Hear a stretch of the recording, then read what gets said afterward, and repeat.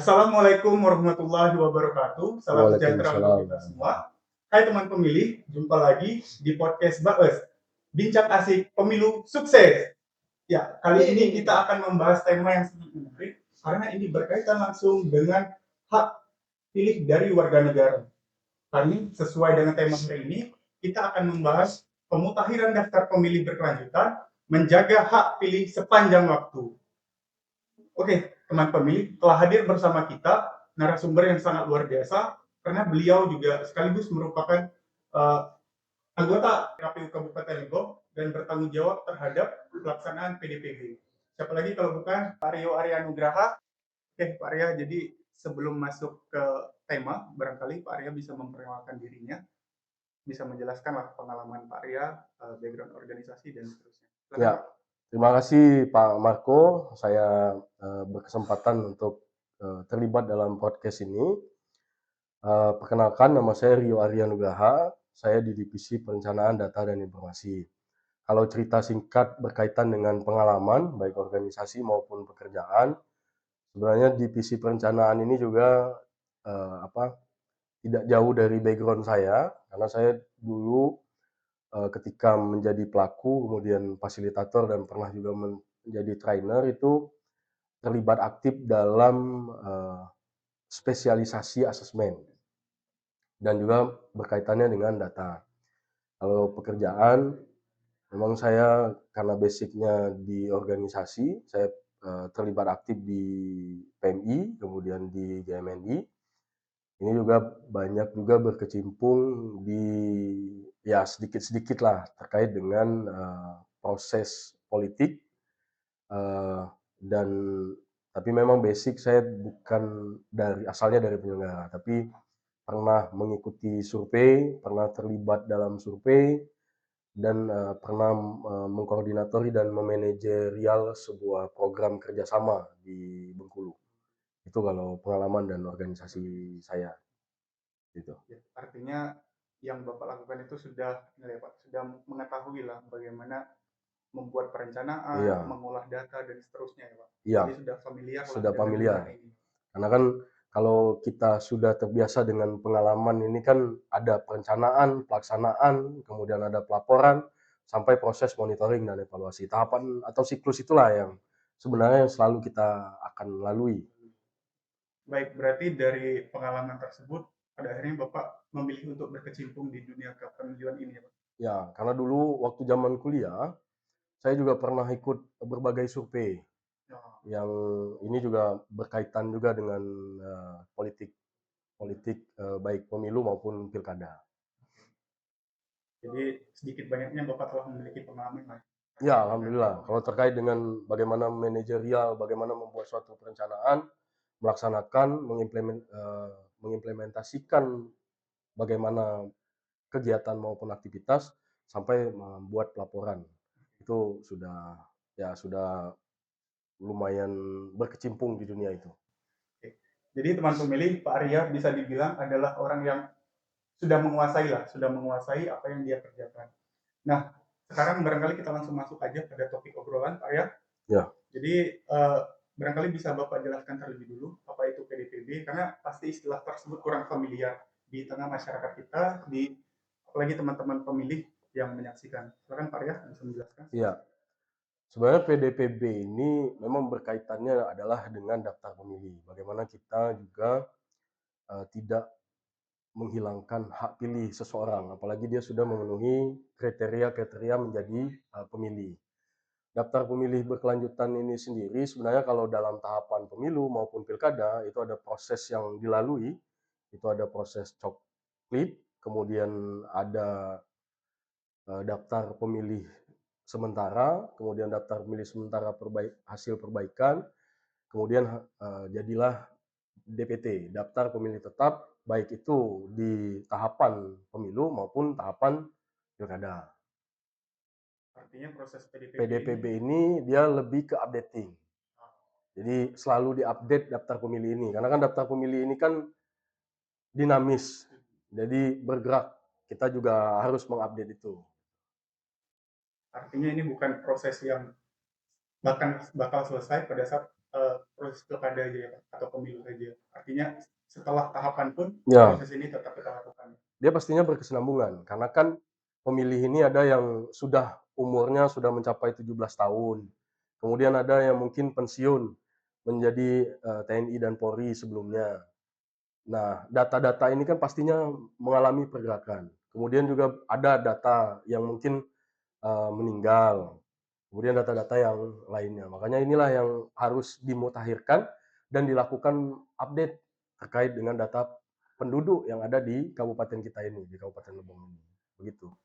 Kalau begitu bisa Bapak jelaskan mungkin kenapa sih PDPB ini penting banget gitu Pak bagi masyarakat kita, bagi teman-teman pemilih agar senantiasa datanya itu selalu update.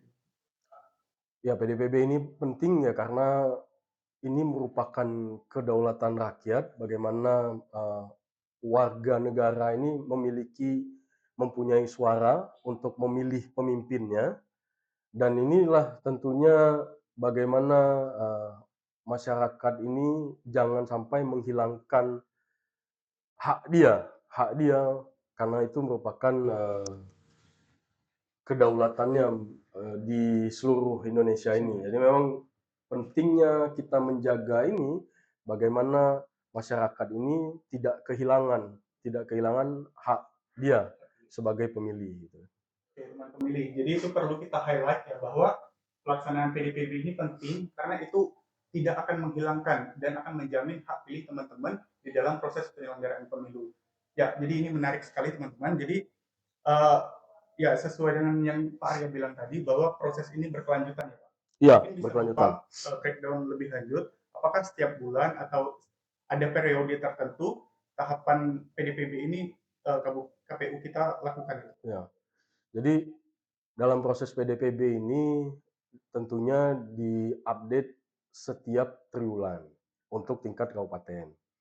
Nah, dalam updating ini tentunya kita juga harus melihat secara langsung baik itu data potensial pemilih itu dia potensi baru atau tidak. Kemudian kita juga mengetahui secara langsung orang ini sudah meninggal atau tidak, atau ada data yang tiba-tiba yang awalnya memang dia masih hidup dibuat meninggal, atau dia memang benar-benar meninggal tapi masih hidup gitu kan.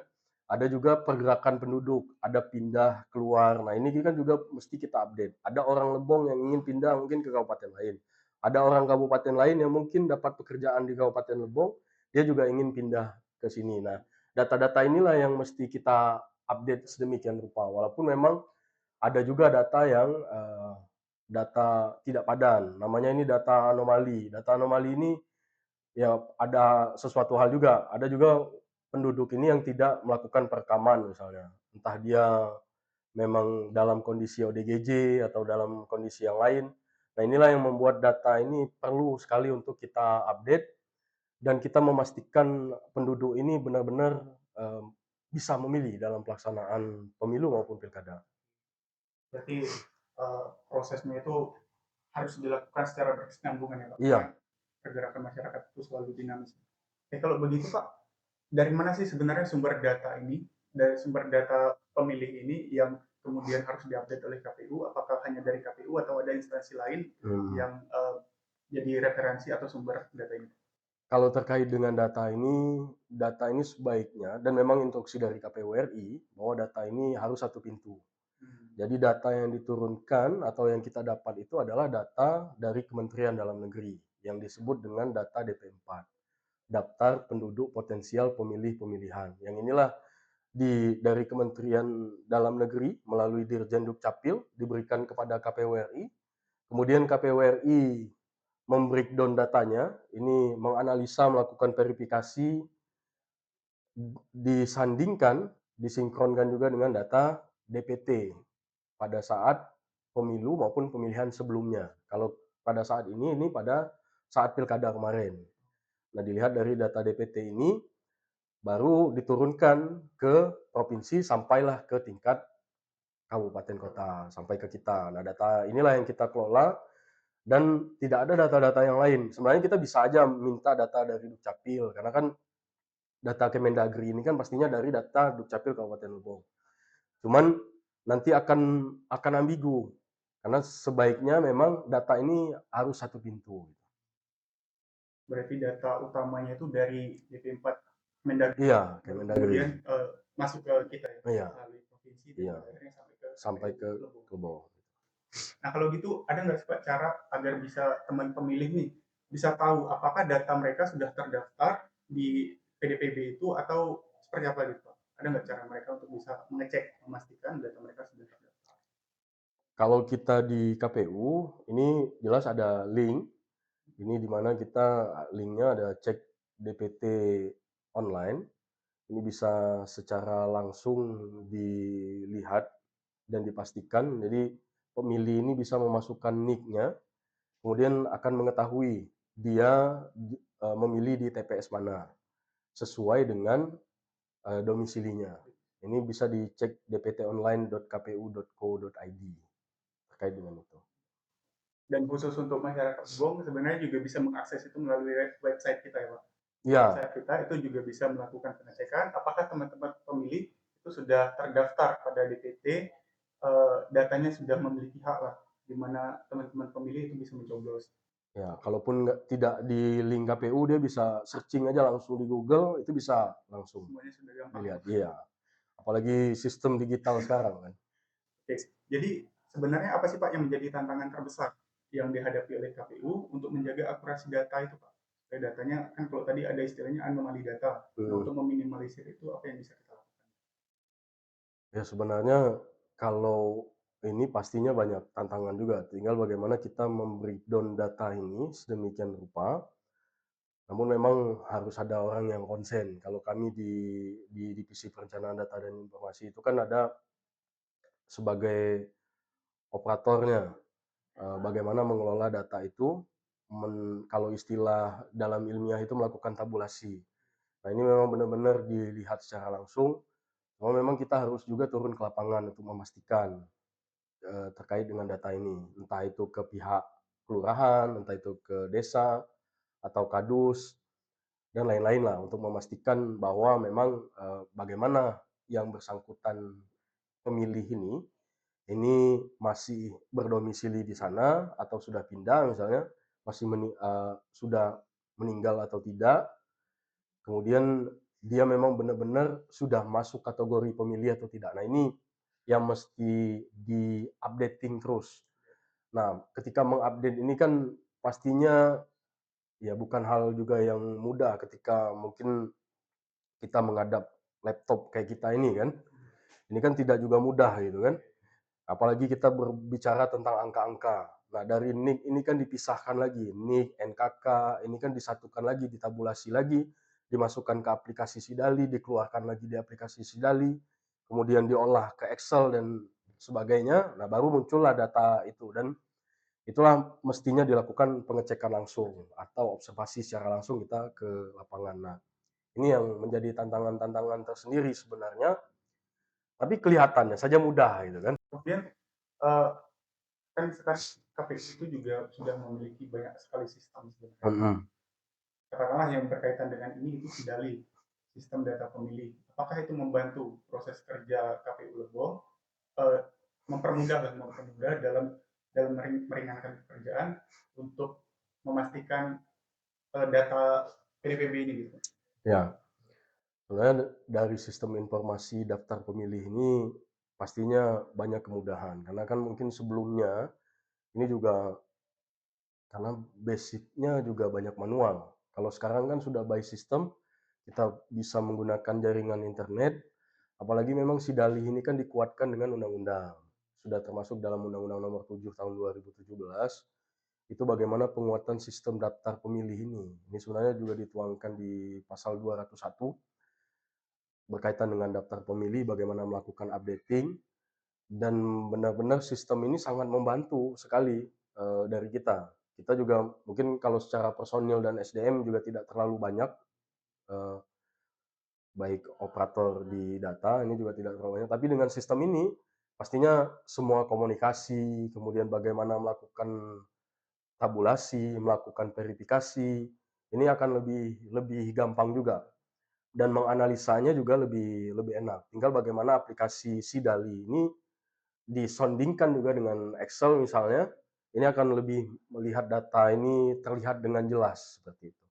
Jadi itu sangat memudahkan. Sangat memudahkan. Tapi kan penggunaan informasi, kemudian tadi juga sumber data yang dari Kemendagri tadi, kadang di lapangan pasti ada temuan unik ya Pak. Temuan unik di mana data bisa jadi double Ya. atau yang pemilih sudah meninggal ternyata masih hidup. Masih banyak nggak Pak temuan-temuan yang seperti itu, dan apa yang menurut Bapak unik nih gitu, kayak jarang ketemu ternyata ada. Ya. Kalau temuan-temuan itu pasti ada. Kayak yang baru-baru inilah. Kita juga mengecek data yang sebenarnya dari data DP4 yang diturunkan itu posisi warga ini sudah meninggal. Tapi ketika kita cek ke lapangan, tahu-tahu dia memang masih hidup. Itu memang ada beberapa data, karena kan data DP4 sendiri juga disandingkan dengan data BPS dan BPJS. Nah, data BPS dan BPJS juga ketika dicek oleh BPS, ternyata memang ada ya namanya tabulasi, katanya pasti ada human error. Kemudian juga ketika ke BPS ternyata juga mempunyai aplikasi dan dicek ternyata memang orang itu masih hidup, tapi tidak tahu miss-nya di mana.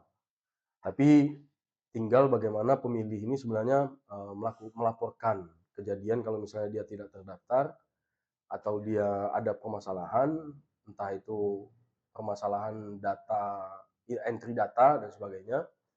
Karena memang data ganda dan data invalid itu pasti ada.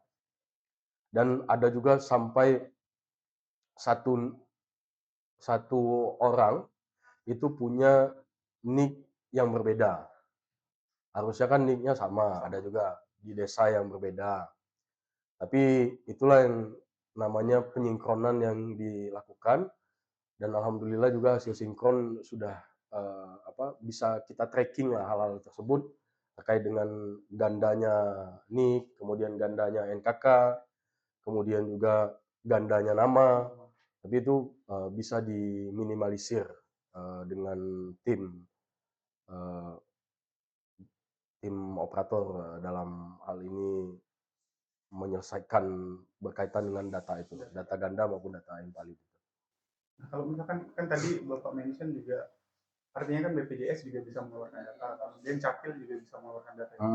Ada pola koordinasi nggak Pak yang dilakukan oleh KPU terhadap lembaga-lembaga tersebut? Kalau kita pastinya berkomunikasi juga, baik itu dengan Dukcapil Kabupaten Lebong, kemudian dengan BPS, kemudian BPJS, dan kita juga tidak menutup kemungkinan kalau misalnya ada masukan maupun tanggapan dari stakeholder lainnya. Dan pastinya juga berkoordinasi dengan rekan-rekan pengawas, yaitu Bawaslu Kabupaten Lebong berkaitan dengan data pemilih ini. Artinya bisa dibilang banyak stakeholder yang bertanggung jawab terhadap pembaruan dan upgrading data ini ya Pak?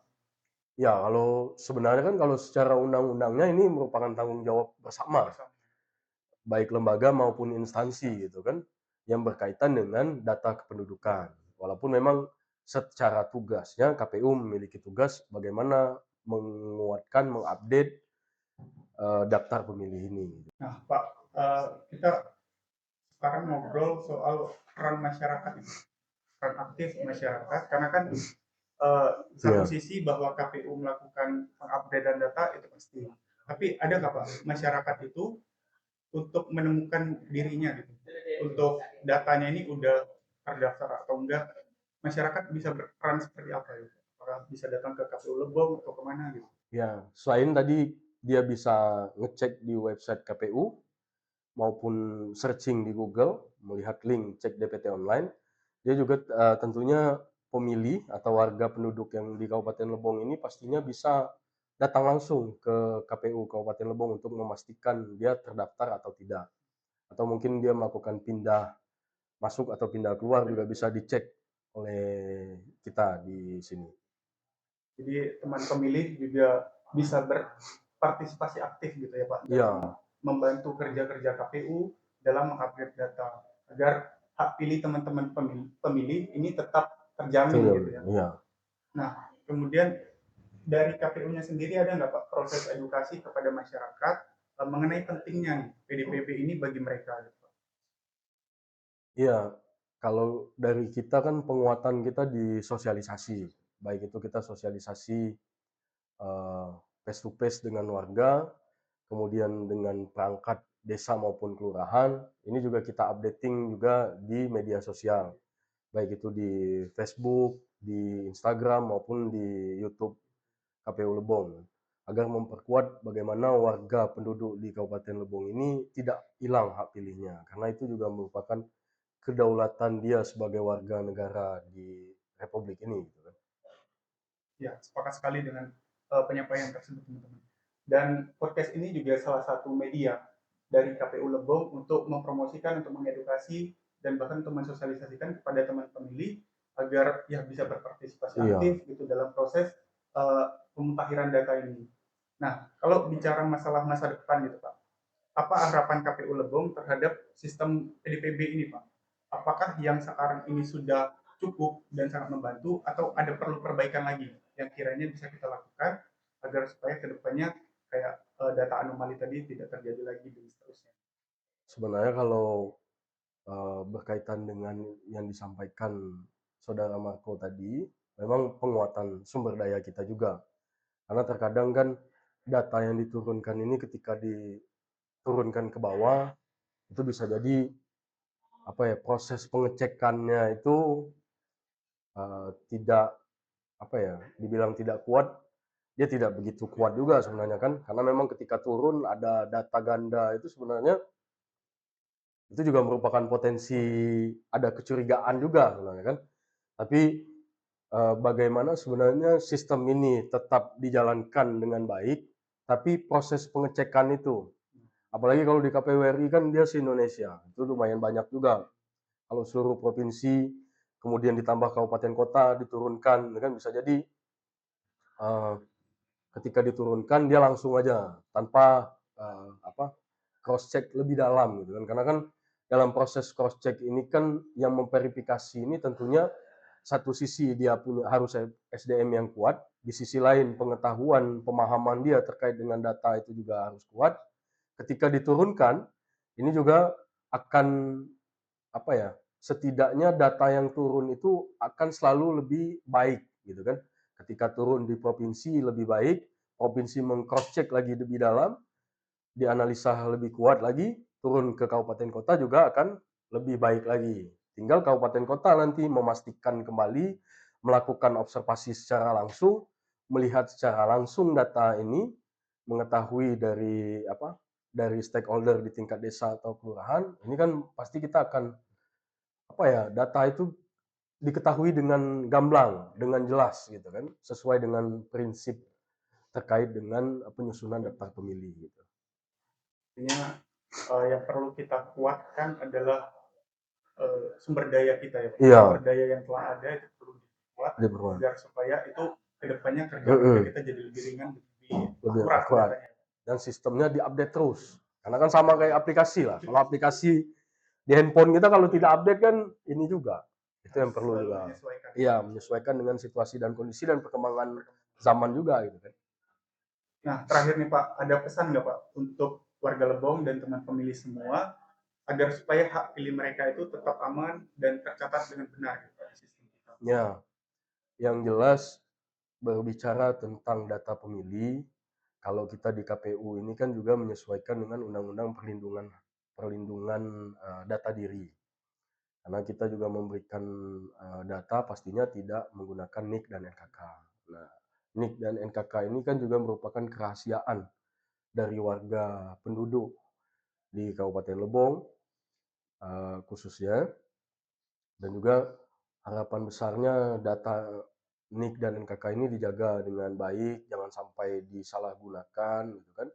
Karena ketakutannya sampai tidak bisa memilih. Tapi harapan besar kita semua warga penduduk ini juga memastikan data dia terdaftar atau tidak di data pemilih. Itulah makanya harus selalu mengecek di cek dptonline.kpu.go.id agar dia tahu dia termasuk atau tidak. Kalau misalnya tidak termasuk, ini kan bisa diurus dalam prosesnya. Apalagi proses pemilu maupun pilkada kan rentannya lumayan jauh.